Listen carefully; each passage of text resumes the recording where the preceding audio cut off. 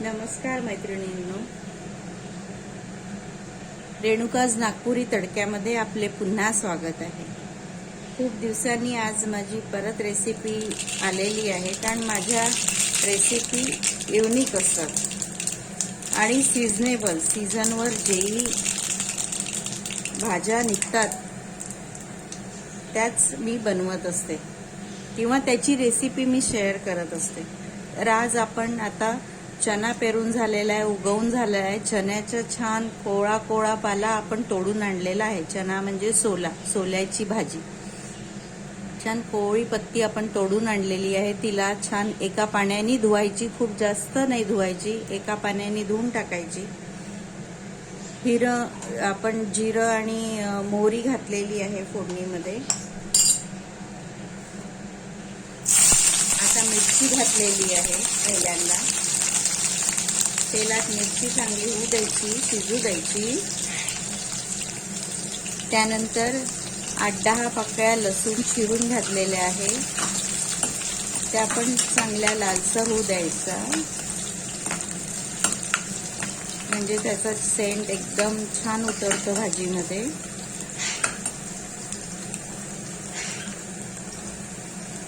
ही भाजी चवीला एकदम मस्त आणि अतिशय पौष्टिक असते हिवाळ्यामध्ये। आपण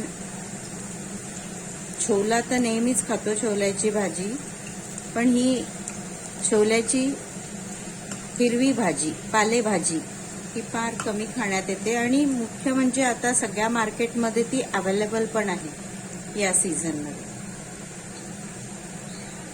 लसूण शिजलेला आहे। आपण जवळपास 2 कांदे चिरून घेतलेले आहेत बारीक। आपल्याजवळ अर्धा किलो भाजी आहे, म्हणून मी 2 मीडियम कांदे चिरून घेतलेले आहे आणि कांदा सुद्धा आपल्याला लालसर परतवून घ्यायचा आहे।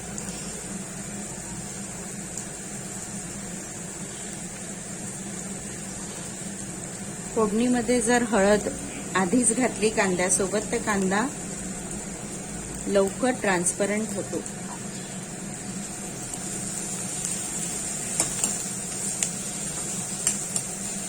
ही भाजी सर्वांनी खावी, कारण हिची टेस्ट अगदी अप्रतिम असते,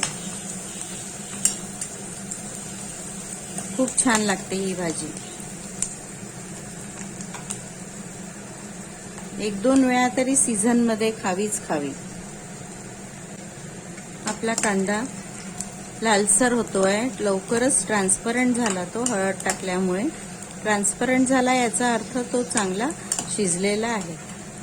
कांदा शिजला की थोडे लाल मिरचीचे, वाळलेली लाल मिरचीचे पीसेस टाकले की छान लाल हिरवी भाजी छान दिसते आणि थोडंसं तिखट पण उतरतं याचं।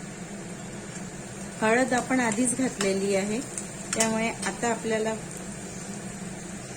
मिरची पावडर घालायचं आहे। मी जवळपास 1 ते 1.5 चमचा मिरची पावडर घातलेली आहे। तर या भाजीला तेल थोडं जास्त लागतं, तेल बऱ्यापैकी तेल घातलं की त्याची चव छान येते। मिरची पावडर घातली की ते थोडंसं तेलामध्ये शिजू द्यावं आणि त्यानंतर ही मी एकदा धुवून आणि छान बारीक चिरून घेतलेली ही चण्याची भाजी आहे, ही आता आपल्याला त्यात फोडणीत घालायची आहे आणि त्यानंतर सगळ्यात शेवटी मीठ घालायचं। तर आता आपण भाजीमध्ये, फोडणीमध्ये आपण ही चण्याची भाजी घालत आहोत।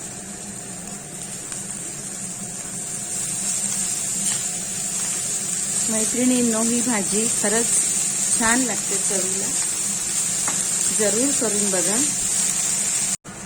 चला तर उघडून बघूया।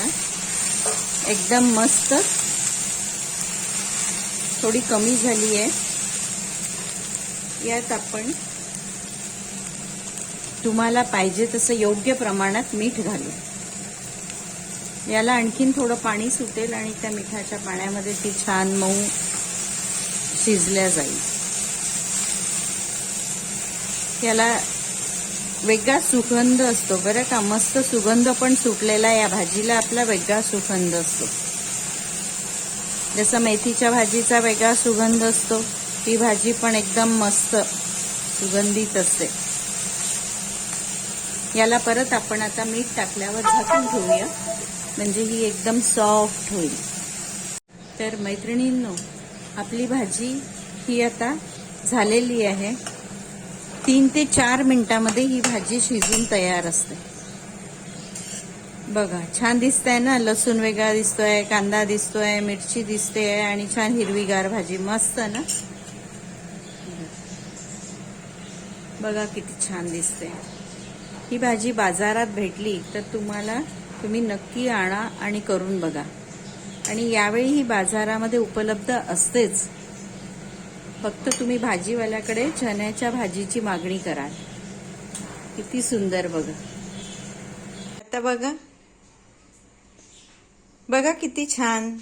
या भाजीसोबत पराठे आणि भाकरी सुद्धा छान लागतात. फुलके तर मस्तच. शिवाय मस्त ठेचा आणि लाल चटणी माहिती आहे कशाची? आंबाडीच्या फुलाची. आहे ना मस्त थंडीचा मेनू. भेटूया आपण लवकरच परत. आता थंडी सुरू झालेलीच आहे. नवीन नवीन पदार्थ येणार आहे.